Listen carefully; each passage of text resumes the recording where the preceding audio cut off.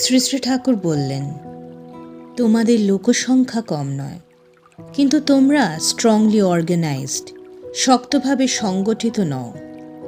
তোমরা যদি তেমন স্ট্রং, শক্তিশালী হতে, এতদিন যা বলে আসছি তা যদি করতে, তবে ভারতের রূপ অন্যরকম হয়ে দাঁড়াতো। বহু এলোমেলো ভাবধারা ও আন্দোলন দেশের মধ্যে গজিয়ে উঠেছে। সব্বাইকে ইষ্টকৃষ্টি ধর্মমুখী করে সবার প্রকৃত কল্যাণ যাতে হয় তাই করা লাগে। প্রবৃত্তির পথে চলে কোনো লাভ নেই।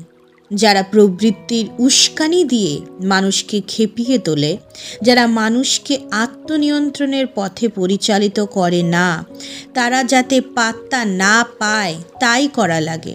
দেশের সামনে যে কী দুর্দিন আসছে তা তোমরা বুঝতে পারছো না। যদি বুঝতে, তাহলে এমন চুপ করে থাকতে পারতে না। তাই বলি, আপ্রাণ হয়ে লাগো। শ্রী শ্রী ঠাকুর কর্মীদের লক্ষ্য করে বললেন, চাই বিশিষ্ট 1.5 লাখ দীক্ষা, ইষ্টায়নী, কৃষ্টি প্রহরী ও ঋত্বিক।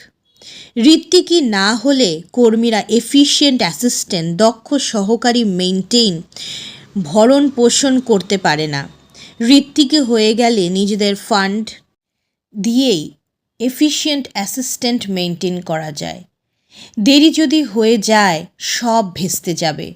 যেমন খেয়ে দিয়ে উঠলে তারপর পায়েস রান্না করা হলো, পায়েস ঠিক রান্না হলো, কিন্তু যে খাবে তার আর খাওয়া হলো না।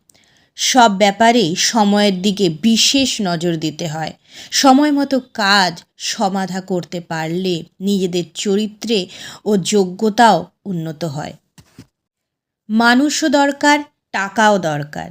টাকা না হলে মানুষগুলিকে গুচ্ছবদ্ধ করে ধর্মকৃষ্টির প্রতিষ্ঠার জন্য অপরিহার্য প্রয়োজনীয় কাজগুলি করা যাবে না।